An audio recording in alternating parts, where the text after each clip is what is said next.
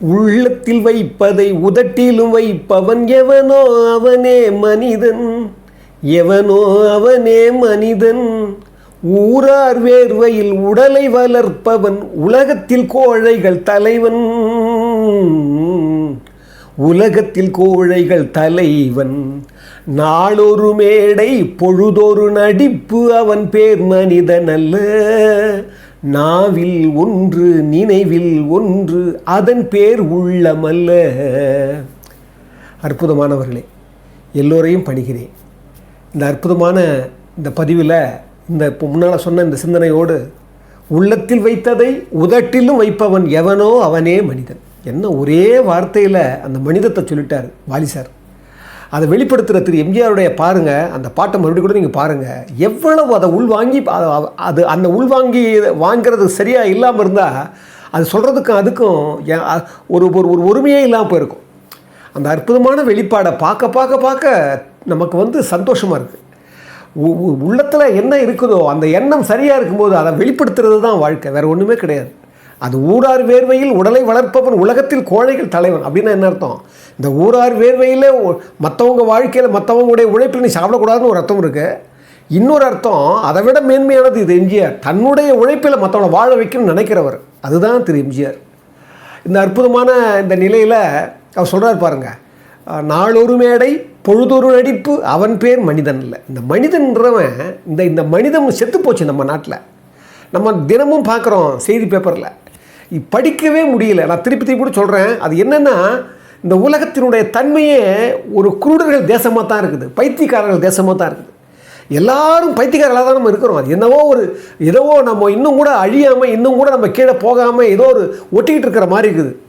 அதனால தான் நான் திருப்பி எம்ஜிஆருடைய பண்புகளை வச்சுக்கிட்டு பல விஷயங்களும் பேசுகிறேன். ஆனால் அதுக்கு ஒரு மையமாக எம்ஜிஆரை வச்சுக்கிறேன். அது என்ன காரணம் அப்படின்னா, திரு எம்ஜிஆர் அவர்கள் நம்ம சொல்ல வந்த எல்லா பண்பிலையும் அந்த கூறு அவர்கிட்ட இருக்குது. அந்த வகையில் இன்றைக்கி ஒரு முக்கியமான நாளைக்கு திரு பேரறிஞர் அண்ணா பிறந்தநாள். அதை போலவே ஓணம் பண்டிகை நம்ம சேர மக்களெல்லாம் மலையாள மக்களெல்லாம் கொண்டாட போகிறாங்க. இந்த அற்புதமான அந்த அந்த அந்த நிகழ்வு இருக்கே, அது பிரகலாதனுடைய புராணத்தில் வரும், ராமாயணத்தில். பிரகலாதனுடைய பேரன் தான் மகாபலி சக்கரவர்த்தி. அவன் நீங்கள் படிச்சிருப்பீங்க, மகாபலி பெரிய சக்கரவர்த்தி. அவர் கிங்கு கிடையாது, எம்ப்ரர், அரசர்களுக்கெல்லாம் அரசனாக இருந்தவன். கொஞ்சம் அசுர வழி வந்ததால் அவருடைய ஆணவம் அதிகமாக போனதால் வாமன ரூபம் எடுத்து 3 அடி மண்ணி கேட்டான் இறைவன். அதில் 3 அடியில் 2 அடியும் பூமியும் வானத்தையும் அளந்துட்டு 3வது அடி எங்கே வைக்குதுன்னு கேட்டார். தன்னுடைய தலையில் வைக்க சொன்னார். ஒரே அடி அழுத்தி அவனை ஆணவத்தை குறைப்பதற்காகவே ஒரே அழுத்தில் பாதாள லோகத்துக்கு அமிச்சிட்டான். பாதாள லோகத்துக்கு அமிச்சிட்டாரு நாராயணன் சொல்லி ஒரு கதை உண்டு. அந்த கதையில் பாருங்கள், அது என்னென்னா, அதுக்கப்புறம் அவன் கேட்குறான், எனக்கு ஒரு விமோசம் கொடுங்க, நான் ஒவ்வொரு நாளாவது நான் என்னோடய மக்களை நான் பார்க்கணும்னு சொல்லி பாதாள லோகத்துலேருந்து அந்த அந்த ஓணம் பண்டிகையில் திருவோணம் நட்சத்திரத்தில் தான் அந்த நாளில் தான் பார்க்குறதாவது ஐதீகம். அது நாளைக்கு அது கும்பிட்றா பாருங்கள். இதில் கூட என்ன ஐதீகம்னா, ஆணவம் இன்மை, அதை தான் சொல்ல வந்தேன் நான். ஆணவம் எவனுக்கு இருக்குதோ அவன் அழியப்படுகிறான். இந்த மனம் எட்ஜு வரைக்கும் ஆணவத்தை வச்சுக்கும். அந்த ஆணவம் உங்களை மறிக்கும் அப்படின்னா, உங்களுடைய ஆணவம் எங்கே மறிக்கும்னா அந்த மனதை கடந்த பிறகு தான் உங்கள் ஆணவம் மறிக்கும். அதனால தான் நான் திருப்பி வாழ்க்கை திறவுகோள் ஒரு பகுதி கூட அந்த ஆணவத்தை பற்றி நிறைய சொல்லியிருக்கிறேன். இன்றைக்கி இங்கே ஏன் சொல்லணும்னா, ஒரு 2 நிகழ்வுகள் திரு எம்ஜிஆர் அவர்கள். ஒரு நிகழ்வு பாருங்கள், உலகம் சுற்று வாலிபன் படத்தில் ரொம்ப அற்புதமான வார்த்தை வரும். அவர் ஒரு ஆராய்ச்சி விஞ்ஞானம் அழிவுக்கு பயன்படக்கூடாதுன்னு சொல்லி ஒரு ஆராய்ச்சி கண்டுபிடிப்பார். அது போலித்தனமாக எரிச்சிடுவார். அதை நம்ப மாட்டார். பைரவன்ற எஸ்ஏ அசோகன் நடிச்சிருப்பார், அற்புதமாக நடிச்சிருப்பார் அவரும். அவர் சொல்லுவார், இந்த ஆராய்ச்சி குறிப்பிட்ட நான் நம்பலை, நீங்கள் கொடுத்துருங்க, $1 கோடி தரேன்னு சொல்லுவார். திரு எம்ஜிஆர் என்ன பண்ணுவார், பார்த்துட்டு $1 கோடி மிஸ்டர் பைரவன், நான் உங்களை விஞ்ஞானி தான் நினச்சேன், இப்போ தான் தெரியுது நீங்கள் ஒரு வியாபாரி அப்படின்னு. உடனே $5 கோடி தரேன் அப்படின்வார் அசோகன். உடனே அவர் சொல்லுவார், திரு எம்ஜிஆர் அவர்கள், மிஸ்டர் பைரவன், நீங்கள் சாதாரண வியாபாரி இல்லை, சந்தையில் ஏலம் போடுற வியாபாரி அப்படின்வார். உடனே $10 கோடி தரேன் அப்படின்வார் எஸ்ஏ அசோகன். அதாவது அந்த ஆராய்ச்சி குறிப்பு கொடுத்துட்டா அதை வச்சு நான் பெருசாக சம்பாதிக்க முடியும் அப்படின்னு. உடனே எம்ஜிஆர் எழுந்துக்குவார். ஒரு அற்புதமான டயலாக், கே சொர்ணம்னு எழுதினவர் அவர் பேர். அவர் சொல்லுவார், மிஸ்டர் பைரவன், உங்களுக்கு $10 கோடி பெருசு, எனக்கு இந்த உலகத்தில் வாழற தனி ஜீவன் அதை விட பெருசு. மிஸ்டர் முருகன் அப்படின்னு மறுபடியும் சொல்ல போவார், மிஸ்டர் பைரவன் அப்படி சொல்லிட்டு எச்சரிப்பார். இந்த பணத்தால் வாழ நினைக்காதீங்க, மக்களை பலி கொடுத்து இந்த பணத்தால் வாழ நினைக்காதீங்க, அந்த பணமே உங்களை அழிச்சிடும் அப்படின்வார். மறுபடியும் பேசும்போது சொல்லுவார், என் ஆராய்ச்சியை மனித பலிக்கு கொடுக்க தயாராக இல்லை அப்படின்னு போயிடுவார். ரொம்ப அற்புதமான, அதுதான் சொன்னேன், இந்த உலகத்தில் தனி ஜீவன் எனக்கு அதை விட பெருசுன்னு ஒரு சினிமாவில் சொல்லியிருப்பார் திரு எம்ஜிஆர் அவர்கள். அவர் வாழ்க்கையில் கடைப்பிடிச்சார் பாருங்கள். அதை தான் சொல்ல போகிறேன். என் நண்பர் ஜீவான்னு, அவர் வந்து ரவிக்குமார் சார்கிட்ட வந்து ஒர்க் பண்ணவர், அசோசியேட்டாக ஒர்க் பண்ணார். அவர் வந்து எனக்கு அடிக்கடி இந்த குறிப்பெல்லாம் அனுப்புவார். இந்த விஷயங்கள்லாம் படிச்சிருந்தா கூட அவர் தெளிவாக இருக்கும். அவர் அனுப்புகிற குறிப்பு தெளிவாக அனுப்புவார். அதில் அவர் டிஸ்கஷனில் திரு ரவிக்குமார் சார், இவர் கல்யாண் குமார்னு சொல்லி அவர் ஒரு அசிஸ்டண்டாக இருந்தால், எழுத்தாளராக இருந்தார். அவங்கெல்லாம் ஒரு டிஸ்கஷன் இருக்கும்போது இந்த குறிப்பை வந்து அவர் சொல்லியிருக்கிறாரு. அது மட்டும் இல்லை, ஒரு ஃபேஸ்புக்கில் எழுதியிருக்கிறார். அது எனக்கு அமைச்சிருந்தார் சில நாட்களுக்கு முன்னால். நான் அந்த பதிவை பார்க்கும்போது இதை வெளிப்படுத்தணும், பகிர்ந்துக்கணும்னு நினைக்கும் போது அப்போ தான் எனக்கு இந்த நினைவுகளெல்லாம் ஞாபகம் வந்தது. அவர் வாழ்க்கையில் மட்டும் சொல்கிறார் நினைக்காதீங்க, சினிமாவில் தான் சொன்னார். சினிமாவில் எதை சொன்னாரோ அதை தான் வாழ்க்கையிலையும் செஞ்சார். வாழ்க்கையில் எதை செஞ்சாரோ அதை தான் சினிமாவில் செஞ்சார். அதனால தான் டிஆர் ராமன் ஐயா கிட்ட கூட, நான் வாழ்க்கையை என்ன கடைப்பிடிக்கிறனோ அதைத்தான் சினிமாவில் வைக்கிறேன்னு நினைக்கிறேன், அதுக்கு புறம்பாக நான் வைக்க மாட்டேன்னு சொல்லி மறுத்தார். நான் சொல்லியிருக்கேன் அது கூட. அந்த வகையில் பாருங்கள், அவர் ஒரு நிகழ்ச்சி சொல்கிறார். அந்த கல்யாண்குமார் சொல்கிறார், அவர் வந்து தாய் பத்திரிகையில் வலம்புரிஜான் ஆசிரியராக இருக்கிற போது இவர் வந்து உதவி ஆசிரியராக இருந்தவர் அந்த கல்யாண்குமார். அவர் டிஸ்கஷன் வந்திருக்கிறாரு. அப்போ சொல்லியிருக்கிறாரு, அதைத்தான் எனக்கு அனுப்பிச்சிருந்தார் பாருங்கள். அதை நான் ஏற்கனவே கூட சின்னதாக சொல்லியிருக்கேன். நான் ஏதோ ஒரு பதிவில் ஒரு சிறிய விஷயம், அதை இப்போ இவ்வளோ எல்லாரும் சொல்லலை. இதெல்லாம் பாருங்கள், திரு எம்ஜிஆருடைய உள்ளம் பாருங்கள். ஒரு நாள் திரு எம்ஜிஆர் அவர்கள் வலம்புரி ஜானுடைய வீட்டுக்கு ஃபோன் அடிக்கிறார். அப்போ வந்து அவர் எம்பியாக இருக்கிறார், மாநிலங்களவை எம்பியாக ஆக்கினார் எம்ஜிஆர். சிஎம் இருக்கிறார் திரு எம்ஜிஆர் அவர்கள், சிஎம் இருக்கிறார்.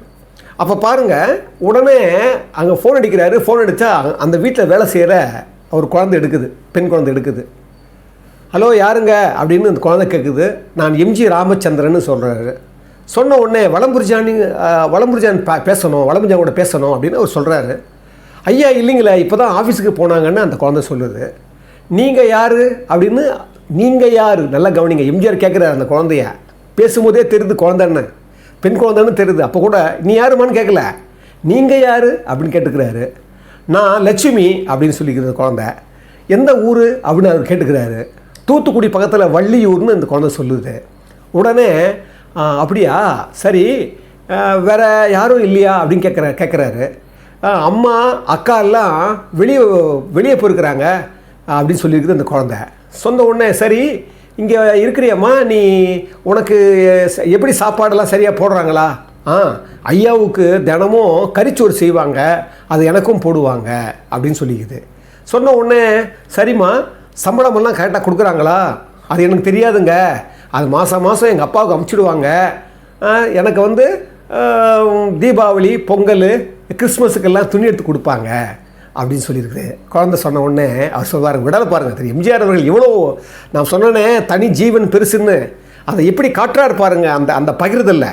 சொல்லிவிட்டு, உனக்கு யாரும்மா பிடிக்கும், அம்மாவை பிடிக்குமா ஐயாவை பிடிக்குமா? எனக்கு 2 பேருமே பிடிக்கும் அப்படின்னு சொல்லியிருக்கு. சொல்லிவிட்டு ஐயா என்ன பண்ணுவார், சமயங்களில் காசு கொடுத்து வெளியே பொருள் சாமான் வாங்க சொல்லுவார். நான் வாங்கி மிச்சம் வரும்போது நீயே வச்சுக்கன்னு சொல்லுவார். அந்த காசெல்லாம் நானே வச்சுக்குவேன் அப்படின்னு சொல்லியிருக்குது. சொன்ன உடனே சரிம்மா, உன்னை எப்படி நடத்துகிறாங்க? நல்லா நடத்துகிறாங்க. சரி சினிமாவுக்கெல்லாம் போகிற பழக்கம் உண்டா? லீவு நாளில் எல்லோரும் போவாங்க, அப்போ நான் என்னையும் கூப்பிட்டு போவாங்க அப்படின்னு சொல்லுது அந்த குழந்தை. சொன்ன உடனே சரி ஊருக்கெல்லாம் நீ போக மாட்டியா அப்படின்னு அவர் கேட்குறாரு திரு எம்ஜிஆர் அவர்கள். அது சொல்லுது அந்த குழந்தை, ஊருக்கு இப்போ தான் பொங்கலுக்கு போயிட்டு வந்தேன், அதோட தீபாவளிக்கு தான் போவேன்.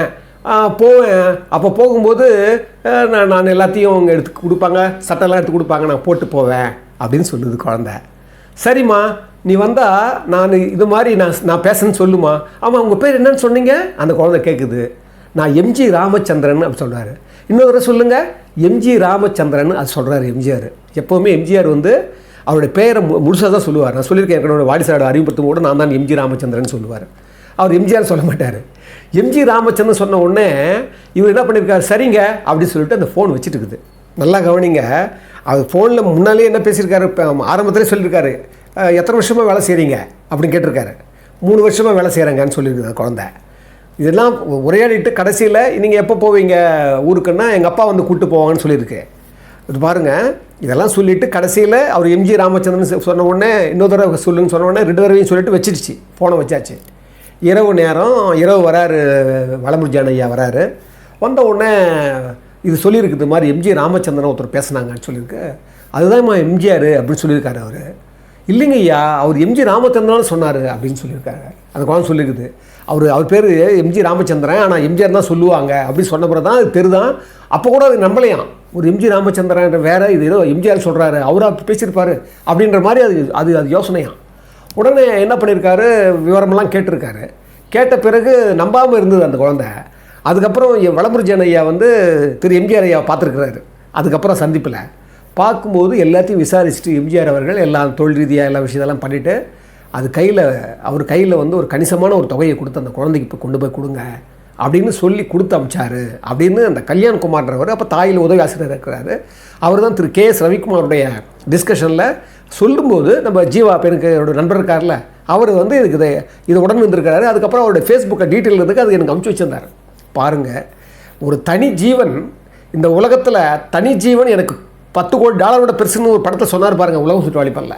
அதை வந்து நிரூபிக்கிறார் பாருங்கள் அவரோட வாழ்வியலில். இது பாருங்கள், இது கொடுத்த பிறகு தான் அந்த குழந்தை எம்ஜிஆர் தான்றதை நம்பிச்சான். எதுக்குன்னா திரு எம்ஜிஆர் அவர்கள் நிறைய பேர்களுக்கு இன்னும் கூட வந்து எம்ஜி ராமச்சந்திரன்றதே தெரியாது. எம்ஜிஆர் தான் தெரியும், அந்த 3 எழுத்து தான் தெரியும். அந்த எம்ஜி ராமச்சந்திரன் நிறைய பேருக்கு தெரியாது. இன்னும் நீங்கள் போய் பார்த்தீங்கன்னா எங்கள் கிராமங்களில் பார்த்தீங்கன்னா அப்படித்தான் இருக்கும். அவர் நம்ப முடியாத அதிசயம், அதாவது ஒரு அளவிட முடியாத ஒரு அதிசயம் திரு எம்ஜிஆர் அவர்கள். அவர் பாருங்கள், இதோட முடியல. இந்த ஒரு செய்தி பாருங்கள், துண்டு செய்தி ஒன்று சொல்கிறேன். இதுவும் எனக்கு ஜீவா தான் எனக்கு அமுச்சு வச்சிருந்தார். இது கூட நான் எங்கே படிச்சிருக்கேன், ஆனால் முழுசாக அது ஞாபகம் இல்லை. ஆனால் பாருங்கள், அவர் சொல்கிறாரு 1977 CM ஆகிட்டார் திரு எம்ஜிஆர் அவர்கள். அப்போ சுற்றுலாத்துறை அமைச்சராகவும் செய்தித்துறை அமைச்சராகவும் ஆரியம் வீரப்பனை வந்து நியமிக்கிறார். அது ஒரு கதை. ஆரியம் வீரப்பன் நிற்கவே இல்லை, அவர் வந்து கூடவே இருந்தார் தவிர அவர் அமைச்சருக்கு எம்எல்ஏவே நிற்கல. அப்போ எம்எல்சி இருந்ததால் என்ன பண்ணார், எம்ஜிஆர் வந்து வாலண்டரியாக கொடுக்குறாரு ஆரியம். அது ஒரு தனி கதை சொல்கிறேன் நான். அவருடைய சுயசரிதத்தில் பிரமாதமாக எழுதியிருப்பார் ஆரியம் வீரப்பன் திரு எம்ஜிஆருடைய குணத்தை பற்றி. அதுக்கு நான் தனியாக ஒரு பதிவு கொடுக்குறேன். ஆனால் அப்போ அவர் இருக்கிறாரு. அந்த சமயத்தில் ஒரு ஒகேனக்கல் இருக்கு பாருங்க, அங்கே வந்து சென்னியப்பன் ஒரு மீனவர். அவர் வீட்டு வாசலில் ஒரு பெரிய கார் நிற்குது, உள்ளே போகிறாங்க. நீங்கள் தானே சென்னியப்பன், வாங்க திரு எம்ஜிஆர் அவர் அழைச்சிட்டு வர சொன்ன உடனே, என்னடா அது எம்ஜிஆர் அழைச்சிட்டு வர சொன்ன உடனே இவர் நேராக என்ன பண்ணுறாங்க, அவர் காரில் ஏற்றிட்டு வருது. வந்தால் அந்த அவருடைய சென்னியப்பனுடைய பையன் அப்படி பார்க்குறான், சிறுவன். அவன் பார்க்குறான், எதுக்கு அப்பா கூப்பிட்டு போகிறாங்கன்னு. கட் பண்ணால் எம்ஜிஆர் முன்னால் நிற்கிறார் சென்னியப்பன். அப்போ சொல்கிறாரு திரு எம்ஜிஆர் அவர்கள், சென்னியப்பன், நீங்கள் தான் தமிழ்நாடு சுற்றுலா வளர்ச்சித்துறை இருக்கு இல்லையா, அதில் நீங்கள் அந்த துறைக்கு ஒரு உறுப்பினராக உங்களை நான் நியமிக்கிறேன். ஒகேனக்கல் பகுதியில் அயல்நாட்டுக்காரங்க யார் வந்தாலும் இல்லை இங்கே வந்து உங்களை சுற்றி பார்க்க வர சுற்றுலாக்காரர்களுக்கெல்லாம் நீங்கள் வந்து வழிகாட்டணும். நல்ல இன்பத்தோடு பேசி எல்லாத்தையும் சுற்றி காட்டி எந்த ஒரு பிரச்சனையும் இல்லாமல் நீங்கள் தான் பண்ணிக்கணும். உங்களை நான் வந்து சுற்றுலாத்துறை உறுப்பினராக நான் உங்களை நியமிக்கிறேன் அப்படின்னு சொல்கிறாராம் திரு சென்னியப்பன்கிட்ட. உடனே, ஐயா எவ்வளோ பெரிய பதவி எனக்கு கொடுத்துருக்குறீங்க, நான் ஒரு மாசு மறுவு இல்லாமல் நான் இதை நான் காப்பாற்றுவேன் அப்படின்னு அவர் வந்து ஒரு மனமுருகி சொல்லும்போது, அப்போது அந்த சென்னியப்பன் யாரான்னா திரு எம்ஜிஆர் அவர்கள் அடிமைப்பெண் ஷூட்டிங் ஒகேனக்கல் போயிருக்கிறாரு. அப்போ நீங்கள் பார்த்தீங்கன்னா அது ஒரு சீன் தெரியும். இது அம்மாவை போய் சந்திப்பார், இந்த விலங்குகளெல்லாம் உடைக்க வரும்போது என்னை முகத்துலேன்னு விழிக்கக்கூடாது, இந்த நாடு வந்து அடிமைப்பட்டு கிடக்குது, இந்த நாட்டினுடைய அடிமை விலங்கை உடைச்சிட்டு தான் என்கிட்ட நீ வந்து என்னுடைய விலங்கையே அவனை உடைக்கணும் சொல்லி அந்த அம்மா முகம் கூட பார்க்காது. அம்மாவே எனக்கு போதுமா, எங்கள் அம்மாவை நான் பார்த்துட்டேன், எங்கள் அம்மாவை பார்த்துட்டேன்னு சொல்லிட்டு ஒரு உற்சாகத்தில் என்ன பண்ணுவார், அப்படியே ஓடி வந்து என்ன பண்ணுவார், தாய் இல்லாமல் நிலையில் பாட்டிருக்கோம், மேலே வந்து ஏறி வந்து ஒரு பெரிய உயரத்துலேருந்து குதிப்பார். அந்த உயரத்திலிருந்து குதிக்கிற டியூப்பாக பண்ணவர் தான் அந்த சென்னியப்பன். எம்ஜிஆருடைய அந்த உடைகளை வாங்கி அவருக்கு போட்டுக்கிட்டு அவ்வளோ பெரிய உயரத்திலிருந்து குதிப்பார். நல்ல ஷாட் அது.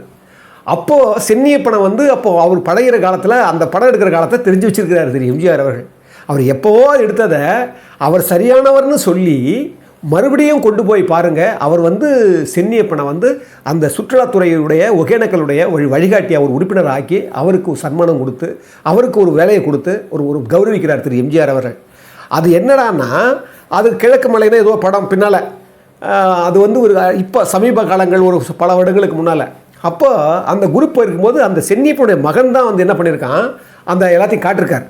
எல்லாத்தையும் காட்டி அவங்களுக்கு லொக்கேஷன் மேனேஜரெல்லாம் செயல்பட்டுருக்கிறார். அப்போ சொன்னாராம் அவர், எங்களுக்கு குலதெய்வம் எம்ஜிஆர் அவர்கள், எங்களுக்கு குலதெய்வமோ அதுக்கு அடுத்து எங்களுக்கு கடவுள்லாம் எம்ஜிஆர் அவர்கள் தான், அவர் தான் எங்களுக்கு கடவுள் மாதிரி எங்களுக்கு இந்த மாதிரி பண்ணி கொடுத்து எங்கள் வாழ்வியில் கொடுத்ததுன்னு சொல்லி அவர் சொன்னதாக அந்த குறிப்பில் சொல்கிறாங்க. பாருங்கள், இதைத்தான் நான் வாழ்க்கைன்னு சொல்கிறேன், இதைத்தான் நான் உதவின்னு சொல்கிறேன், இதைத்தான் நான் ஈகைன்னு சொல்கிறேன், இதைத்தான் அந்த உலகத்தில் நான் ஒரு பரோபகாரம் கருணைன்னு சொல்கிறேன். அதனால தான் அறம் போலும் கூர்மையரேனும் மரம் போல்வர் மக்கட்பண்பு இல்லாதவர் சொல்லுவார். அறம் மாதிரி கூர்மையாக இருந்தால் மட்டும் போதாது, அங்கே மக்கட்பண்பு இருந்தால் தான் அவன் வந்து மனிதன்னு சொல்ல முடியும் அப்படின்னு பண்புடைமையில் வைப்பார். ஏன்னா இந்த மனித வாழ்க்கையில் எங்கே சிறுமைப்பட்டவன் மேல் சிந்தை உள்ளவன் பாக்கியவான்னு நான் அடிக்கடி சொல்லுவேன் அந்த வார்த்தையை. என்ன காரணம்? பைபிள் சொல்கிறது தான்.